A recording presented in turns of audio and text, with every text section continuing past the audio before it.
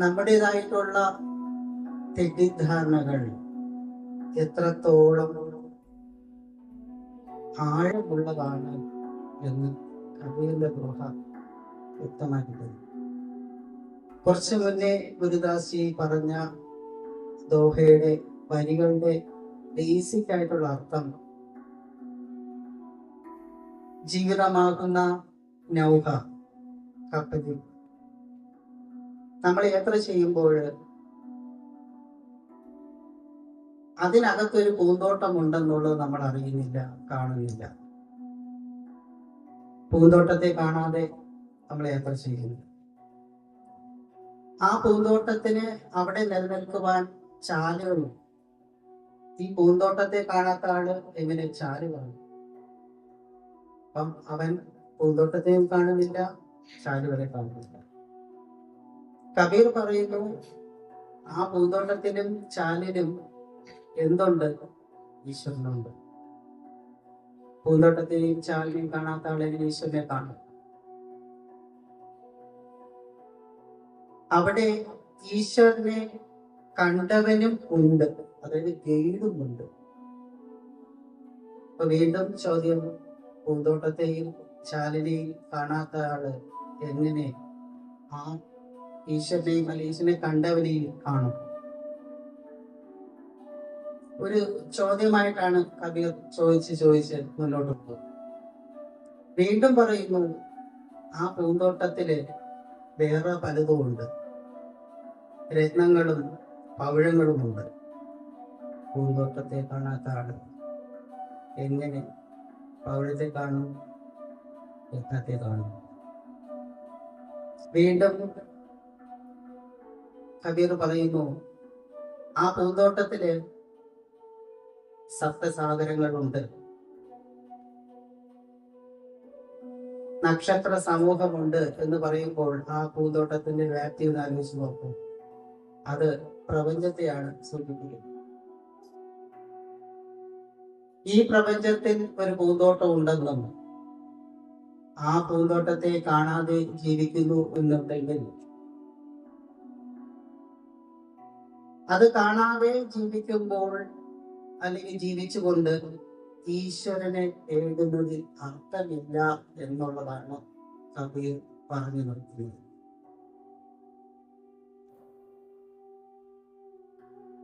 കാണാൻ കഴിയാതെ പോകുന്നതിൽ ഈശ്വരന്റെ സാന്നിധ്യമുണ്ട് എന്ന് നമ്മൾ തിരിച്ചറിയാതെ മുന്നിൽ നിൽക്കുന്നതിനെ കാണാതെ മറ്റൊരു ഈശ്വരനെ ഉണ്ട് എന്നുള്ള ഒരു തേടലിന്റെ പുറകെ പോകുമ്പോൾ നഷ്ടപ്പെടുന്നത് പവിഴങ്ങളും രത്നങ്ങളും നിറഞ്ഞ ആ പൂന്തോട്ടവും ആ പൂന്തോട്ടത്തെ സംരക്ഷിക്കുന്ന ചാലുകളും അതിൽ നിലനിൽക്കുന്ന ഈശ്വരനും നഷ്ടമാകുന്നു എന്നുള്ള ഓർമ്മകൾക്ക്. നാം എന്തോ തേടുന്നു, അത് കിട്ടാതെ നാം ദുഃഖിക്കുന്നു. നമ്മളിൽ കൃതജ്ഞത ഒരു അംശം പോലും നിലനിൽക്കാതെ ഇരിക്കുന്നിടത്ത് ഈശ്വരന് എങ്ങനെ നമ്മുടെ തേടലിന് ഉത്തരം തരാൻ സാധിക്കും? ധ്യാനം ഈ നിമിഷത്തിലെ സത്യത്തെ ഉൾക്കൊള്ളുക എന്നുള്ളതാണ്. ഈ നിമിഷത്തിൽ നാം നിലനിൽക്കുമ്പോൾ ആ സത്യത്തെ നാം തിരിച്ചറിയുന്നു, അതിനോട് നമ്മൾ കൃതജ്ഞത കൊടുക്കുന്നു. അവിടെ പ്രാർത്ഥനയേക്കാൾ വില അല്ലെങ്കിൽ മൂല്യം ഈശ്വരനോട് നാം പറയുന്ന ആ നന്ദിയായിരിക്കും. ഒരു പ്രാർത്ഥനയ്ക്കും ആ നന്ദി ചൊല്ലേണ്ട മുന്നിൽ അതേ വാല്യൂ ഉണ്ടാവുകയില്ല. യാത്രയുടെ തലേ ദിവസം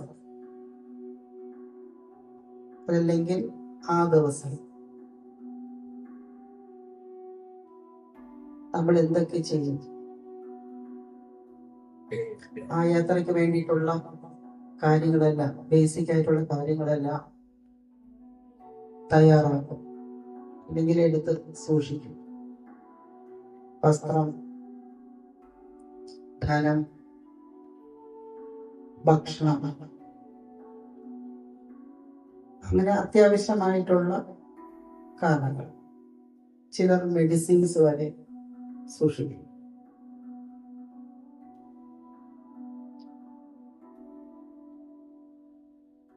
അപ്പൊ ഒരു യാത്രയ്ക്ക് പോകുന്നതിന് മുമ്പ് നമ്മൾ ഇത്രമാത്രം കെയർഫുൾ ആകുന്നു എങ്കിൽ, അല്ലെങ്കിൽ ആ യാത്രയ്ക്ക് കംഫർട്ട് ആവുന്ന കാര്യങ്ങളെല്ലാം മനസ്സിലാക്കി നമ്മൾ ശേഖരിച്ച് ഒതുക്കി വെക്കുന്നുവെങ്കിൽ, കബീർ പറഞ്ഞതുപോലെ ജീവിതയാത്രയ്ക്ക് നമ്മൾ പുറപ്പെട്ടല്ലോ. ഓരോരുത്തരുടെയും ഏജ് അനുസരിച്ചിട്ട് അത്രയും ദിവസമായി യാത്രയ്ക്ക് പുറപ്പെട്ടിട്ട്. അപ്പൊ 2 ദിവസത്തെ 3 ദിവസത്തെ യാത്രയ്ക്ക് ഇത്രയും ഒരുക്കങ്ങൾ നമ്മൾ ചെയ്യുമെങ്കിൽ, ഈ യാത്രയ്ക്ക് നമ്മൾ എന്തൊരുക്കമാണ് ചെയ്തിട്ടുള്ളത്?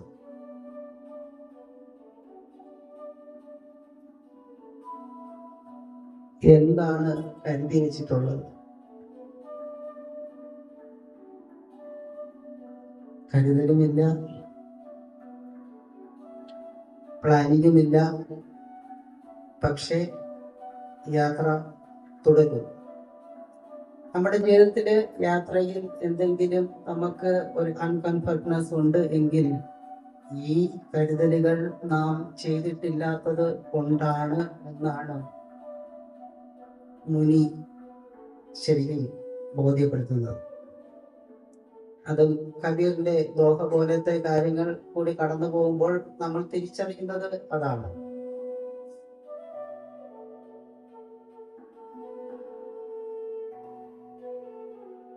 കടന്നുപോയ ജീവിതത്തിലെ നാം കണ്ടിട്ടില്ലാത്ത പൂന്തോട്ടം, അവിടെ പൂന്തോട്ടം ഉണ്ടെന്നും പൂന്തോട്ടത്തിൽ ആരൊക്കെ ഉണ്ടെന്നും കബീർ പറഞ്ഞു.